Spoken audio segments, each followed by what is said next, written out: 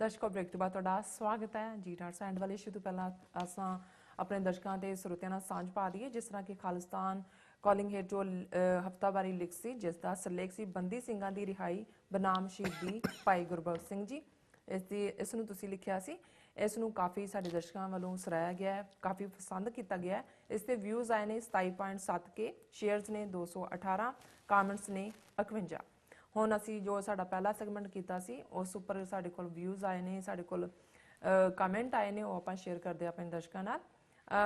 ਸਾਡੇ ਕੋਲ ਹਰਜਾਪ ਸਿੰਘ ਜਾਪੀ ਦਾ ਮੈਸੇਜ ਆਇਆ ਹੈ। ਇਹ ਲਿਖਦੇ ਨੇ, ਪਹਿਲਾਂ ਇਹ ਗੱਲ ਲੱਗਦੀ ਸੀ ਕਿ ਕੌਮੀ ਪੱਖ ਤੋਂ ਸੋਸ਼ਲ ਮੀਡੀਆ ਇੱਕ ਉਸਾਰੂ ਸਿੱਧ ਹੋ ਰਿਹਾ ਹੈ, ਪਰ ਹੁਣ ਗਲਤ ਜਾਣਕਾਰੀ ਬਹੁਤ ਜ਼ਿਆਦਾ ਹੈ ਅਤੇ ਇੱਥੋਂ ਤੱਕ ਕਿ ਬਹੁਤ ਸਾਡੀਆਂ ਪੋਸਟ ਰਿਮੂਵ ਹੋ ਜਾਂਦੀਆਂ।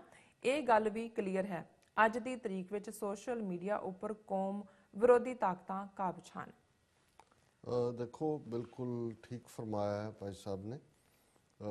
ਸਾਨੂੰ ਵੀ ਜਦੋਂ ਅਸੀਂ ਸੋਸ਼ਲ ਮੀਡੀਆ ਦੀ ਇਫੈਕਟਿਵਨੈਸ ਦੀ ਗੱਲ ਦੇਖਦੇ ਸੀ ਕਿ ਬਹੁਤ ਸਾਰੀ ਜਾਣਕਾਰੀ ਪੰਜਾਬ ਦੇ ਵਿੱਚ ਵੀ ਜਿਹੜੀ ਸਾਡੇ ਨੌਜਵਾਨਾਂ ਨੂੰ ਮਿਲੀ ਔਰ ਉਹਨਾਂ ਦੇ ਵਿੱਚ ਗੱਲ ਗਈ, ਉਹਦੇ ਜ਼ਾਹਰ ਹੈ ਸੋਸ਼ਲ ਮੀਡੀਆ ਦਾ ਰੋਲ ਸੀ।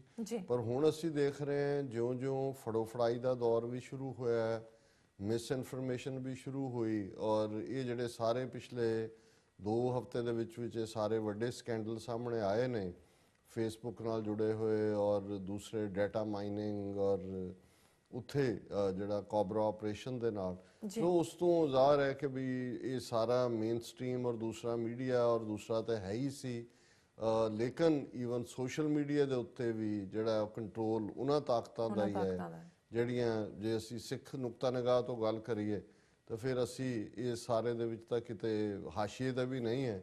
ਜਿਸ ਲੈਵਲ ਦੇ ਆਪਰੇਸ਼ਨ ਇਹ ਹਿੰਦੂਤਵੀ ਤਾਕਤਾਂ, ਭਾਰਤੀ ਏਜੰਸੀਆਂ ਔਰ ਭਾਰਤੀ ਹਕੂਮਤ ਜਿਹੜੀ ਆ ਉਹ ਰਨ ਕਰ ਜੀ। ਡਾਕਟਰ ਸਾਹਿਬ ਦੂਸਰੇ ਸੈਗਮੈਂਟ ਤੇ ਵੀ ਸਾਡੇ ਕੋਲ 28 ਦੇ ਕਰੀਬ ਮੈਸੇਜ ਆਏ ਨੇ। ਅਸੀਂ ਆਪਣੇ ਸਾਰੇ ਦਰਸ਼ਕਾਂ ਦਾ ਬਹੁਤ ਬਹੁਤ ਧੰਨਵਾਦ ਕਰਦੇ ਹਾਂ ਜੀ। ਡਾਕਟਰ ਸਾਹਿਬ ਹੁਣ ਆਵਾਂਗੇ ਆਪਾਂ ਅਗਲੇ ਮੁੱਦੇ ਤੇ। ਜੀ ਡਾਕਟਰ ਸਾਹਿਬ ਕੀ ਵਿਚਾਰਾਂ ਨੇ ਤੁਹਾਡੇ? ਦੇਖੋ ਜਦੋਂ ਅਸੀਂ ਪਿਛਲੇ ਸੈਚਰਡੇ ਉਸ LA ਦੀ ਜਿਹੜੀ ਰੈਲੀ ਦੇ ਵਿੱਚ ਜਿਹਦੇ 'ਚ ਕਿ ਮਾਰਚ ਫॉर ਆਵਰ ਲਾਈਵਸ ਸੀ, ਸੇਵ ਆਵਰ ਲਾਈਵਸ ਦੇ ਥੱਲੇ, ਤੇ ਉੱਥੇ ਇੱਕ ਟੀਚਰ ਜਿਹੜੇ ਕਿ ਲੰਬਾ ਵਕਤ ਐਜ਼ ਏ ਟੀਚਰ ਰਹੇ, ਉਹਨਾਂ ਦੇ ਸਕੂਲ ਦੇ ਬੱਚਿਆਂ ਨੇ ਹੀ ਪਹਿਲਾਂ ਵਾਕਆਊਟ ਕਰਕੇ ਇਨੀਸ਼ੀਏਟਿਵ ਲਿਆ ਸੀ ਅਗੇਂਸਟ ਗਨਸ। ਉਹਨਾਂ ਨੇ ਆਪਣਾ ਇੰਟਰਵਿਊ ਜਿਹੜਾ ਦਿੱਤਾ ਹੈ, ਉਸ ਤੋਂ ਇਲਾਵਾ 1-to-1 ਵੀ ਗੱਲਬਾਤ 'ਚ ਉਸ ਬੀਬੀ ਨੇ ਕਿਹਾ, ਉਹਨੇ ਕਿਹਾ ਕਿ ਦੇਖੋ ਇਹ ਜਿਹੜੀ ਅੱਜ ਡੈਮੋਕ੍ਰੇਸੀ ਦੇ ਥੱਲੇ ਅਸੀਂ ਤਾਂ ਸਮਝਦੇ ਸੀ ਕਿ ਵੀ ਡਿਕਟੇਟਰਸ਼ਿਪਸ ਜਿਹੜੀਆਂ ਨੇ ਔਰ ਮਿਲਟਰੀ ਜੁੰਟਾਸ ਜਾਂ ਮਿਲਟਰੀ ਰਜੀਮਸ ਇਹ ਖਤਰਨਾਕ ਨੇ ਔਰ ਡੈਮੋਕ੍ਰੇਸੀ ਵਾਸ ਦਾ ਹੋਪ। ਪਰ ਉਹਨਾਂ ਨੇ ਕਿਹਾ ਕਿ ਵੀ ਲੋਕ ਇਹ ਭੁੱਲ ਜਾਂਦੇ ਨੇ ਕਿ ਈਵਨ ਨਾਜ਼ੀ ਪਾਰਟੀ ਜਾਂ Hitler came into power through democracy, ਵੋਟਾਂ ਰਾਹੀਂ ਆਇਆ। ਉਹਨਾਂ ਨੇ ਕਿਹਾ ਵੀ ਇਹੀ ਟ੍ਰੈਂਡ ਅਮਰੀਕਾ 'ਚ ਹੈ ਵੀ ਜੇ ਅੱਜ ਟਰੰਪ ਹੇਟਰਡ ਦਾ ਮੈਸੇਜ ਦੇ ਰਿਹਾ ਹੈ ਔਰ ਚਾਰੇ ਪਾਸੇ ਇੱਕ ਹੇਟਰਡ ਔਰ ਇੱਕ ਫੀਅਰ ਹੈ, ਤੇ ਇਹ ਵੀ ਉਸ ਸਿਸਟਮ ਦੇ ਨਾਲ ਆਇਆ।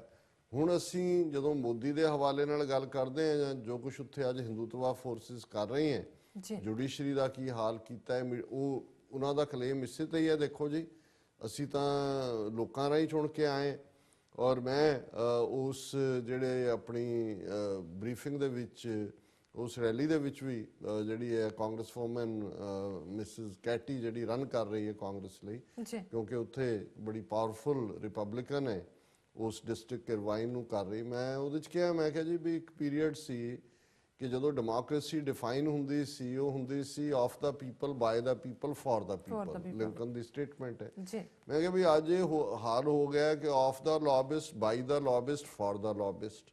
ਜੇ ਅਸੀਂ ਇੱਥੋਂ ਦੇ ਸਿਸਟਮ 'ਚ ਵੀ ਦੇਖੀਏ, NRA ਹੈ, ਨੈਸ਼ਨਲ ਰਾਈਫਲ ਐਸੋਸੀਏਸ਼ਨ ਹੈ, ਆਇਲ ਲੌਬੀ ਹੈ, ਇੰਡੀਆ ਨੇ ਜਿਸ ਕਿਸਮ ਦੇ ਆਪਣੀਆਂ ਲੌਬਿੰਗ ਫਰਮਸ ਹਾਇਰ ਕੀਤੀਆਂ ਹੋਈਆਂ ਉਹ ਉੱਥੇ ਬੈਠ ਕੇ ਬੈਲਟਵੇ ਨੂੰ ਪ੍ਰਭਾਵਿਤ ਕਰਦੇ ਨੇ, ਆਪਣਾ ਝੂਠ ਵੇਚ ਰਹੇ ਨੇ ਔਰ ਲੋਕ ਕੁਛ ਚਾਹੁੰਦੇ ਨੇ, ਪਰ ਕਿਉਂਕਿ ਇੱਥੇ ਵੀ ਕੋਈ ਇਲੈਕਸ਼ਨ ਰਿਫਾਰਮ ਨਹੀਂ ਹੋਏ, ਜਿਹੜਾ ਮਨੀ ਡੋਨੇਸ਼ਨ ਹੈ ਉਹਦੇ ਜਿਹੜੇ ਦੋਨੋਂ ਹੀ ਧਿਰਾਂ ਨੇ ਰਿਪਬਲਿਕਨ ਔਰ ਡੈਮੋਕ੍ਰੈਟ, ਉਹਨਾਂ ਦੇ ਵੱਡੇ ਜਿਹੜੇ ਉਹਨਾਂ ਦੇ ਕਾਫਰਸ ਦੇ ਵਿੱਚ, ਉਹਨਾਂ ਦੀਆਂ ਗੋਲਕਾਂ ਦੇ ਵਿੱਚ ਜਿਹੜੇ ਪੈਸੇ ਨੇ ਉਹ NRA ਦੇ ਦੇ, ਕੋਈ ਹੋਰ ਲੌਬੀ ਦੇ ਦੇ, ਉਹ ਫਿਰ ਉਹਨਾਂ ਦੀ ਗੱਲ ਕਰਦੇ ਨੇ। ਪਰ ਜਦੋਂ ਅਸੀਂ ਭਾਰਤ ਦੇ ਕੰਟੈਕਸਟ ਦੇਖਦੇ ਹਾਂ ਉੱਥੇ ਹੋਰ ਵੀ ਵਰਸਟ ਹੈ। ਇੱਥੇ ਘੱਟੋ ਘੱਟ ਕਾਂਗਰਸਮੈਨ ਜਾਂ ਪ੍ਰੈਜ਼ੀਡੈਂਟ ਜਾਂ ਕੋਈ ਬਣਨ ਤੋਂ ਪਹਿਲਾਂ ਇੱਕ ਕ੍ਰਾਈਟੇਰੀਆ ਰਾਹੀਂ ਉਸ ਸਾਰੇ ਚੋਂ ਲੰਘਾਇਆ ਤਾਂ ਜਾਂਦਾ ਹੈ, ਸਿਸਟਮ ਵੀਡ ਆਊਟ ਵੀ ਕਰ ਦਿੰਦਾ ਹੈ, ਔਰ ਹੋਏਗਾ ਆਉਣ ਵਾਲੇ ਪੀਰੀਅਡ ਦੇ ਵਿੱਚ ਈਵਨ ਇਸ ਸਿਸਟਮ 'ਚ ਵੀ ਜਿਹੜੀ ਹੈ ਉਹ ਤਬਦੀਲੀ ਹੋਏਗੀ। ਪਰ ਉੱਥੇ ਤਾਂ democracy of the goondas, by the goondas, for the goondas. ਹੁਣ ਆਦਿੱਤਿਆਨਾਥ ਯੋਗੀ ਯੂਪੀ ਦੇ ਵਿੱਚ 220 ਮਿਲੀਅਨ ਜਿੱਥੇ ਲੋਕ ਵੱਸਦੇ ਨੇ, 22 ਕਰੋੜ, ਦੁਨੀਆ ਦੇ 100 ਤੋਂ ਜ਼ਿਆਦਾ ਦੇਸ਼ਾਂ ਦੀ ਆਬਾਦੀ ਜਿਹੜੀ ਹੈ ਇਸ ਤੋਂ ਕਿਤੇ ਘੱਟ ਹੈ ਜੀ। ਹੁਣ ਉਹ ਇੱਕ ਗੁੰਡਾ ਜਿਹਦੇ ਖਿਲਾਫ ਜਿਹੜੇ ਨੇ ਕ੍ਰਿਮੀਨਲ ਚਾਰजेस, ਜਿਨ੍ਹਾਂ 'ਚ ਮਰਡਰ ਵੀ ਔਰ ਹੋਰ ਜਿੰਨੇ ਵੀ ਉੱਥੇ ਸੈਕਸ਼ਨ ਲੱਗ ਸਕਦੇ ਨੇ ਉਹ ਲੱਗੇ ਹੋਏ, ਔਰ ਜਿਹੜੀ ਉਹਨਾਂ ਦੀ ਪਾਰਟੀ ਔਰ ਈਵਨ ਜਿਹੜੀ ਵਿਰੋਧ 'ਚ ਵੀ ਜਿੱਤੇ ਉਹਨਾਂ ਦੇ ਖਿਲਾਫ ਸੈਂਕੜਿਆਂ ਮੁਕੱਦਮੇ, ਔਰ ਇਸ ਦਾ ਜਿਹੜੇ ਉੱਥੇ ਵਾਚ ਡੌਗ ਗਰੁੱਪ ਬੈਠੇ ਨੇ ਉਹ ਰਿਪੋਰਟ ਕੱਢਦੇ ਨੇ। ਸੋ ਪਹਿਲਾਂ ਤਾਂ ਇਹਨੇ ਯੋਗੀ ਨੇ ਪਿਛਲੇ ਦਿਨਾਂ 'ਚ ਇਹਨੂੰ ਲਗਭਗ 1 ਸਾਲ ਹੋ ਗਿਆ ਔਰ ਉਹਨੇ ਧੜੱਲੇ ਦੇ ਨਾਲ ਹਜ਼ਾਰਾਂ ਦੀ ਗਿਣਤੀ 'ਚ ਐਨਕਾਊਂਟਰ ਬਣਾਏ, ਝੂਠੇ ਪੁਲਿਸ ਮੁਕਾਬਲੇ ਜੀ, ਔਰ ਉਹਦੇ 'ਚ ਮੁਸਲਮਾਨ ਔਰ ਦਲਿਤ ਔਰ ਦੂਜੇ ਜਿਹੜੇ ਨੇ ਉਹ ਐਲੀਮੀਨੇਟ ਕਰਨ ਦੀ ਲਾਈਨ ਰੱਖੀ। ਫਿਰ ਥਰੂ ਲੈਜਿਸਲੇਚਰ, ਕਿਉਂਕਿ ਇਸ ਲਈ ਡੈਮੋਕ੍ਰੇਸੀ ਜ਼ਿਆਦਾ ਖਤਰਨਾਕ ਹੋ ਰਹੀ ਹੈ ਕਿਉਂਕਿ ਜਦੋਂ ਡਿਕਟੇਟਰ ਕੋਈ ਕੰਮ ਕਰਦਾ ਹੈ ਜਾਂ ਕੋਈ ਮਿਲਟਰੀ ਰੂਲਰ ਕਰਦਾ ਹੈ ਤੇ ਵਿਰੋਧ ਵੀ ਹੁੰਦਾ ਸੀ ਕਰ, ਹੁਣ ਤਾਂ ਹੈ ਜੀ ਦੇਖੋ ਡੈਮੋਕ੍ਰੈਟਿਕਲੀ ਹੋ ਰਿਹਾ, ਲੋਕਤੰਤਰੀ ਤਰੀਕੇ ਨਾਲ ਉਹਨੂੰ ਅਸੈਂਬਲੀ ਪਾਸ ਕਰ ਰਹੀ। ਸੋ ਪਹਿਲਾਂ ਤਾਂ ਕੁਝ ਹਫ਼ਤੇ ਪਹਿਲਾਂ ਉਹਨਾਂ ਨੇ ਉੱਥੇ ਜਿਹੜਾ ਉਹ ਪਾਸ ਕਰਵਾ ਕੇ ਜਿੰਨੇ ਕ੍ਰਿਮੀਨਲ ਕੇਸਿਸ ਸੀ ਇਹਨਾਂ ਦੇ ਖਿਲਾਫ ਰੂਲਿੰਗ ਔਰ ਆਪੋਜੀਸ਼ਨ ਦੇ, ਸੈਂਕੜਿਆਂ ਦੀ ਗਿਣਤੀ ਜਿਹੜੇ ਨੇ MLA ਉਹ ਬਰੀ ਉਹਨਾਂ ਨੂੰ ਹੋ ਗਿਆ। ਉਹਨਾਂ ਨੇ ਕਿਹਾ ਜੀ ਦੇ ਵਰ ਪੋਲੀਟੀਕਲੀ ਮੋਟੀਵੇਟਡ, ਸਿਆਸੀ ਕਾਰਨਾਂ ਕਰਕੇ ਲਾਏ ਹੋਏ ਸੀ ਉਹ ਸਾਰੇ। ਔਰ ਹੁਣ ਅੱਗੋਂ ਰਗੜਾ ਦੇਣ ਦੇ ਲਈ ਮਾਈਨੋਰਿਟੀਜ਼ ਨੂੰ ਔਰ ਦੂਜਿਆਂ ਨੂੰ ਇੱਕ ਬੜਾ ਖਤਰਨਾਕ ਡਰੈਕੋਨੀਅਨ ਲਾਅ ਯੂਪੀ ਅਸੈਂਬਲੀ ਦੇ ਵਿੱਚ ਪਹਿਲਾਂ, ਕਿਉਂਕਿ ਉੱਥੇ 2 ਹਾਊਸ ਨੇ, ਇੱਕ ਉਹਨਾਂ ਦੀ ਵਿਧਾਨ ਸਭਾ, ਇੱਕ ਵਿਧਾਨ ਪਰਿਸ਼ਦ ਹੈ। ਵਿਧਾਨ ਪਰਿਸ਼ਦ 'ਚ ਅਜੇ ਬੀਜੇਪੀ ਦੀ ਮੈਜੋਰਟੀ ਨਹੀਂ ਹੈ, ਸੋ ਪਹਿਲਾਂ ਜਿਹੜਾ ਯੂਪੀ ਦੀ ਅਸੈਂਬਲੀ ਨੇ ਪਾਸ ਕੀਤਾ, ਵਿਧਾਨ ਪਰਿਸ਼ਦ ਨੂੰ ਭੇਜਿਆ, ਉਹਨਾਂ ਨੇ ਵਾਪਸ ਭੇਜ ਦਿੱਤਾ। ਸੋ ਪ੍ਰੋਵੀਜ਼ਨ ਕਨਸਟੀਟਿਊਸ਼ਨ 'ਚ ਇਹ ਹੈ ਕਿ ਵਿਧਾਨ ਪਰਿਸ਼ਦ ਤਾਂ ਐਵੇਂ ਚਿੱਟੇ ਹਾਥੀ ਰੱਖੇ ਹੋਏ ਨੇ, ਜੇ ਉਹ ਵਾਪਸ ਵੀ ਭੇਜ ਦੇਣ ਤੇ ਫਿਰ ਅਸੈਂਬਲੀ ਉਹਨੂੰ ਦੁਬਾਰਾ ਕਰ ਸਕਦੀ। ਔਰ ਪਿਛਲੇ ਕੱਲ ਇਹ ਜਿਹੜਾ ਲਾਅ ਉਹਨਾਂ ਨੇ Uttar Pradesh control of organised crime bill ਇਹ ਅਸੈਂਬਲੀ ਦੇ ਵਿੱਚ ਪਾਸ ਕਰ ਦਿੱਤਾ ਹੈ ਔਰ ਇਹਨੂੰ ਈਵਨ ਆਪੋਜੀਸ਼ਨ ਨੇ ਵੀ ਕਿਹਾ ਬਲੈਕ ਲਾਅ ਹੈ। ਔਰ ਹੁਣ ਜਦੋਂ ਅਸੀਂ ਦੇਖਦੇ ਹਾਂ ਵੀ ਇੱਕ ਪਾਸੇ ਤਾਂ ਇਹ ਦਾਅਵਾ ਕਰਦਾ ਯੋਗੀ ਕਿ ਜੀ 1 ਸਾਲ 'ਚ ਉਹਨੇ ਹਜ਼ਾਰਾਂ ਐਨਕਾਊਂਟਰ ਬਣਾ ਕੇ ਲਾਅ ਐਂਡ ਆਰਡਰ ਸਿਚੁਏਸ਼ਨ ਬਿਲਕੁਲ ਠੀਕ ਕਰਤੀ, ਔਰ ਜ਼ਾਹਰ ਹੈ ਫਿਰ ਇਹ ਪੁੱਛਿਆ ਜਾ ਸਕਦਾ ਹੈ ਕਿ ਜੇ ਲਾਅ ਐਂਡ ਆਰਡਰ ਬਿਲਕੁਲ ਠੀਕ ਹੋ ਗਿਆ ਤੇ ਇਸ ਲੈਵਲ ਦਾ ਲਾਅ ਜਿਹੜਾ ਉਹ ਪਾਸ ਕਰਨ ਦਾ ਕੀ ਮਤਲਬ ਹੈ। ਔਰ ਜਦੋਂ ਤੁਸੀਂ ਲਾਅ ਦੇ ਪ੍ਰੋਵੀਜ਼ਨ ਦੇਖਦੇ ਹੋ ਇਹ ਤਾਂ ਲੱਗਦਾ ਵੀ ਜਿਹਨੂੰ ਮਰਜ਼ੀ ਪੁਲਿਸ, ਉਹਨਾਂ ਦਾ ਐਡਮਿਨਿਸਟ੍ਰੇਸ਼ਨ ਉਹ ਐਲੀਮੀਨੇਟ ਕਰ ਦੇ, ਉਹਨੂੰ ਗ੍ਰਿਫਤਾਰ ਕਰ ਲਏ। ਔਰ ਈਵਨ ਹੁਣ ਇਹ ਹੋ ਗਿਆ ਕਿ 180 ਦਿਨਾਂ ਤੱਕ ਈਵਨ ਚਾਰਜ ਜਿਹੜੇ ਨੇ ਉਹ ਫਾਈਲ ਕਰਨ ਦੀ ਲੋੜ ਨਹੀਂ ਹੈ। ਮਤਲਬ 6 ਮਹੀਨੇ ਕੋਈ ਵੀ ਇੱਕ ਪੁਲਿਸ ਦਾ ਦੁੱਕੀ ਦਾ ਜਿਹੜਾ ਸਿਪਾਹੀ ਹੈ ਉਹ ਕਿਸੇ ਨੂੰ ਇਹ ਕਹਿ ਕੇ ਕਿ ਜੀ ਇਹ ਖਤਰਾ ਹੈ ਅਮਨ ਲਈ, ਇਹ ਦਹਿਸ਼ਤਗਰਦਾਂ ਦੇ ਨਾਲ ਹੈ ਜਾਂ ਇਹ ਵੈਸੇ ਅਦਰਵਾਈਜ਼ ਜਿਹੜਾ ਉਹ ਲਾਅ ਨੂੰ ਫਲਾਊਟ ਕਰ ਰਿਹਾ ਹੈ, ਉਹਨੂੰ ਉਹ ਅੰਦਰ ਰੱਖ ਸਕਦੇ ਨੇ ਔਰ ਐਲੀਮੀਨੇਟ ਕਰਨਾ। ਜੇ ਪਹਿਲਾਂ ਹੀ ਹਜ਼ਾਰਾਂ ਐਨਕਾਊਂਟਰ ਬਣਾਏ ਨੇ ਔਰ ਇਸ ਲਾਅ ਦੇ ਪ੍ਰੋਵੀਜ਼ਨ ਨੇ ਪ੍ਰਪੋਜ਼ ਲੈਜਿਸਲੇਸ਼ਨ ਇਹ ਹੈ ਕਿ ਵੀ ਉਹਨਾਂ ਨੇ ਪਹਿਲਾਂ ਦਾ ਪਰਪਸ ਕਿਹਾ ਜੀ ਅਸੀਂ ਜਿਹੜਾ ਹੈ ਉਹ ਆਰਗੇਨਾਈਜ਼ਡ ਕ੍ਰਾਈਮ ਨੂੰ ਕਰਬ ਕਰਨਾ ਚਾਹੁੰਦੇ ਹਾਂ, ਜਿਹੜੇ ਐਕਸਪਲੋਸਿਵ ਜਾਂ ਫਾਇਰ ਆਰਮ ਯੂਜ਼ ਕਰਦੇ ਨੇ ਲਾਈਫ ਨੂੰ ਡਿਸਟਰੋਏ ਕਰਨ ਲਈ ਉਹਨਾਂ ਤੇ ਕਾਬੂ ਰੱਖਣਾ ਚਾਹੁੰਦੇ ਹਾਂ, ਔਰ ਐਂਟੀ ਨੈਸ਼ਨਲ ਐਕਟੀਵਿਟੀਜ਼ ਬਿਲਕੁਲ ਇਸ ਤੇ ਕਾਬੂ ਕਰਨਾ ਚਾਹੁੰਦੇ ਹਾਂ। ਔਰ ਇਸ ਸਾਰੇ ਚੋਂ ਪ੍ਰੋਪਰਟੀ ਐਮਐਸ ਕਰਨਾ ਔਰ ਦੂਜੇ ਵੀ ਉਹਦਾ ਹਿੱਸਾ ਬਣਾ ਦਿੱਤੇ। ਔਰ ਇਹਦੇ 'ਚ ਜਿਹੜੀ ਉਹਨਾਂ ਦਾ ਪ੍ਰੋਵੀਜ਼ਨ ਹੈ ਕਿਸੇ ਨੂੰ ਵੀ 3 ਸਾਲ ਤੋਂ ਉਮਰ ਕੈਦ ਤੱਕ, ਔਰ ਜਿਹੜਾ ਫਾਈਨ ਹੈ ਉਹ 5 ਲੱਖ ਤੋਂ 25 ਲੱਖ ਤੱਕ, ਔਰ ਜਿਹੜਾ ਮਰਜ਼ੀ ਜਿਹਨੂੰ ਮਰਜ਼ੀ ਫੜ ਲਏ। ਸੋ ਇਹ ਗੁੰਡਾ ਰਾਜ ਔਰ ਇਹ ਕਾਲੇ ਐਕਟ ਦੱਸਦੇ ਨੇ ਕਿ ਈਵਨ ਡੈਮੋਕ੍ਰੇਸੀ ਦੇ ਨਾਂ ਥੱਲੇ ਕਿਵੇਂ ਨਾਜ਼ੀਗਰਦੀ ਔਰ ਮੁਸੋਲਨੀਗਰਦੀ ਔਰ ਇਨ ਦਾ ਐਂਡ ਆਫ ਦਾ ਡੇ ਗੁੰਡਾਗਰਦੀ। ਸੋ ਇਹ ਹੁਣ ਮੋਬੋਕ੍ਰੇਸੀ ਹੈ ਔਰ ਗੁੰਡਾਕ੍ਰੇਸੀ ਹੈ, ਇਹਨੂੰ ਕਹਿਣ ਨੂੰ ਤੁਸੀਂ ਜਿਹੜਾ ਉਹ ਲੋਕਤੰਤਰ ਕਹੀ ਜਾਓ ਬੇਸ਼ੱਕ। ਬਿਲਕੁਲ ਬਿਲਕੁਲ ਡਾਕਟਰ ਸਾਹਿਬ, ਤੁਸੀਂ ਹੁਣ ਸਾਡੇ ਦਰਸ਼ਕਾਂ ਨੂੰ ਦੱਸ ਦਿਓ ਅੱਜ ਦਾ ਵਿਚਾਰ। ਅੱਜ ਦੇ ਵਿਚਾਰ ਲਈ ਅਸੀਂ ਪੰਜਵੇਂ ਪਾਤਸ਼ਾਹ ਦਾ ਸੂਹੀ ਰਾਗ ਦਾ ਸ਼ਬਦ ਸੂਹੀ ਮਹੱਲਾ ਪੰਜਵਾਂ ਚੁਣਿਆ ਜੀ। ਸਾਧ ਸੰਗ ਤਰੈ ਭੈ ਸਾਗਰ, ਹਰ ਹਰ ਨਾਮ ਸਿਮਰ ਰਤਨਾਗਰ, ਸਿਮਰ ਸਿਮਰ ਜੀਵਾ ਨਾਰਾਇਣ, ਦੁਖ ਰੋਗ ਸੋਗ ਸਭ ਬਿਨਸੇ ਗੁਰ ਪੂਰੇ ਮਿਲ ਪਾਪ ਤਜਾਇਨ ਰਹਾਓ।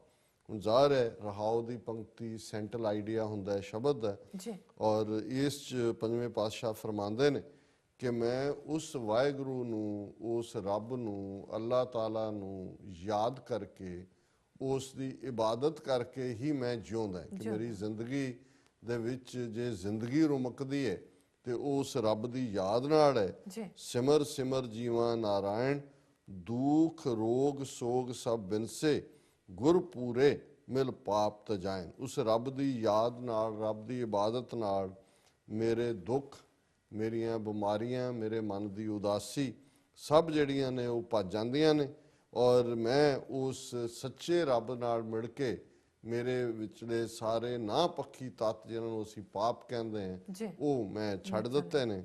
ਔਰ ਪਹਿਲੀ ਤੁਕ ਸੀ ਸਾਧ ਸੰਗ ਤਰੈ ਭੈ ਸਾਗਰ, ਕਿਉਂਕਿ ਰੱਬ ਦੀ ਇਬਾਦਤ ਕਰਨ ਵਾਲੇ ਫਿਰ ਉਹ ਜਿਹੀ ਰੱਬ ਦੇ ਪਿਆਰਿਆਂ ਦੀ ਸੰਗਤ 'ਚ ਰਹਿੰਦੇ ਨੇ, ਉਹਨਾਂ ਦੇ ਸਾਥ 'ਚ ਰਹਿੰਦੇ ਨੇ, ਔਰ ਉਹ ਡਰ ਤੋਂ ਮੁਕਤ ਹੋ ਜਾਂਦੇ ਨੇ। ਜਿਹੜਾ ਭੈ ਦਾ ਸਮੁੰਦਰ ਹੈ, ਡਰ ਦੇ ਵਿੱਚੋਂ ਉਹ ਨਿਕਲ ਜਾਂਦੇ ਨੇ।